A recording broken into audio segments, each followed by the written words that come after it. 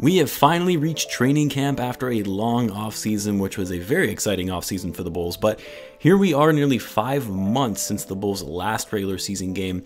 Bulls basketball is back. If you were following along on Twitter through most of the Bulls' Twitter accounts from reporters, you likely saw some of these guys putting up shots, running drills, which I'll show in a little bit, and seeing the guys out on the court wearing Bulls gear gave me such a sense of pride as a Bulls fan to see some big names and quality talent on this roster. But anyway, in today's video, I'll be recapping for you guys some highlights from the first day of training camp and the progress on guys like Patrick Williams and Coby White, who are still recovering from their injuries. So what's going on, everyone? You're listening to Bulls Central here. Hope you're all doing well. So we've had a lot of new Bulls fans coming out of the woodwork recently since free agency, and I won't call them bandwagon fans because I welcome any fans who are excited to see this team play.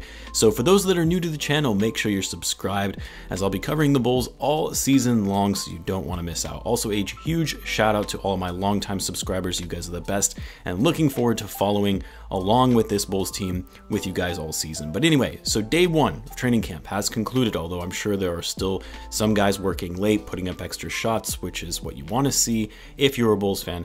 But we saw a lot of great things from today. Not just the fact that we got to see the newest additions on the team in practice mode, but I, for one, was very pleased on the level of progress from both Patrick Williams and Coby White, who are still rehabbing from their injuries. You know, shout out to Rob Schaefer, who shared a video of Patrick putting up shots in practice via his Twitter page. It's good to see that he's still able to practice, even if in limited capacity, to work with the guys, train with them, and build that team chemistry, even if he's not able to practice in full contact on the court. You can see in the video, he seems to be walking okay on the ankle, not limping at all. And if you remember from Media Day yesterday, Billy Donovan talked about how this was going to be a big week for Patrick, and that, it was possible he could start running and getting reps in this week as part of his recovery. Keep in mind that Patrick injured his ankle on September 15th, and if he is in fact able to come back at the 4-week mark, in that 4 to 6 week return time frame, then he'll be able to join the roster in time for the start of the regular season. If it's at the 6-week mark, he'll miss at least the first week of the regular season. But in any event, it's good to see that Patrick is at least able to go to the practices and train with the guys rather than just sitting on the sideline and icing his ankle. Then for Coby White, Casey Johnson did have a chance to speak with Coby, and he mentioned that he's pretty much able to do everything on the basketball court. Really, his only struggle is with his left hand over the head shots, since his injury was to his left shoulder. And that's also great to hear, because there was a concern that Coby could be out to start the season through as late as December, but based on how he has been progressing, they're anticipating that he'll be able to play as early as November now, which would mean only missing a handful of games. And for Coby, as I said earlier, the Bulls are certainly going to need his scoring off the bench, as currently our second unit is pretty void of strong scorers.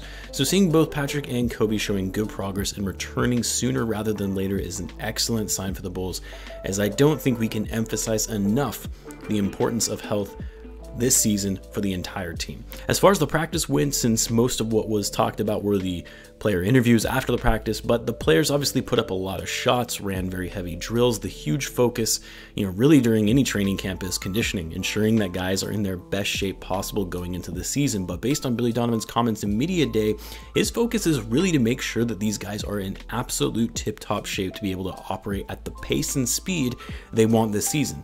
Billy Donovan talked about a lot for the need to improve their overall pace on offense and being faster across the board, operating in transition, something this Bulls team really took a step back on after the deadline. And then, of course, the guys did some 5-on-5 scrimmages to round out the practice.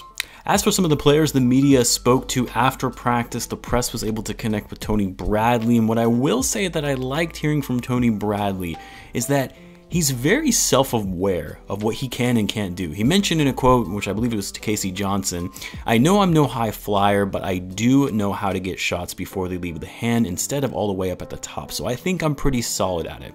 And what he further mentioned was that he's really there to do all the little things to win, which honestly is exactly what the Bulls need for a role like Tony Bradley's, who gives us big man depth, solid rim protection, rebounding, blocking shots, and occasional scoring in the paint. I've said this before, but Bradley is actually a very, very underrated shot blocker when you look at his shot blocking rate and per 36 minutes blocks per game. And if Bradley can give the Bulls some solid minutes off the bench, crashing the boards, and just being a strong hustle player, that's really all we need. I will take it. Outside of that, there really wasn't too many additional updates as far as the practice goes, conversations with players. I mean, still with COVID protocols, the media isn't able to have as much of close contact and access to the players as they did prior to COVID, but really the most positive news that can be drawn from today is the level of progress from Patrick Williams and Coby White in their rehab process, seeing both of them on the court, getting shots up, working on drills, which hopefully is a sign that these guys will be back in the lineup before you know it. Now, obviously, only so much of these guys will actually end up making the team that have been invited to training camp. The Bulls did extend one additional invite to Daniel Oturu, which happened a few days back. The big man out of Minnesota, he was drafted in the second round. Didn't really have that great of a rookie season, only played in 30 games with some pretty underwhelming numbers. As much as the Bulls could use his front court depth, I find it hard to believe that he'll in fact make the roster when all is said and done. I do think that of all the non-guaranteed deals that will actually make the 15-man roster, it's likely going to be Alisei Johnson and Stanley Johnson. I do think there are upsides to guys like Matt Thomas and Ethan Thompson, but the problem is the Bulls are just so guard heavy as it stands right now that there really wouldn't be any fit for them on the roster, whereas prioritizing some bigger guys, bigger forwards like the Johnsons would actually make much more sense for the Bulls. Also, just talent-wise, those two guys are better and more established players than the other non-guaranteed deals.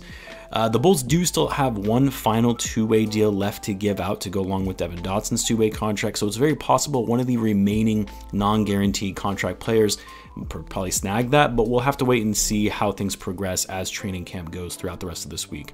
I'll have a video out after training camp concludes on what the final roster will look like, including depth charts, so stay tuned for that. As always, be sure to subscribe if you're a Bulls fan, as I do post daily Bulls content. Thanks again for tuning in, guys, and I will catch you in the next one.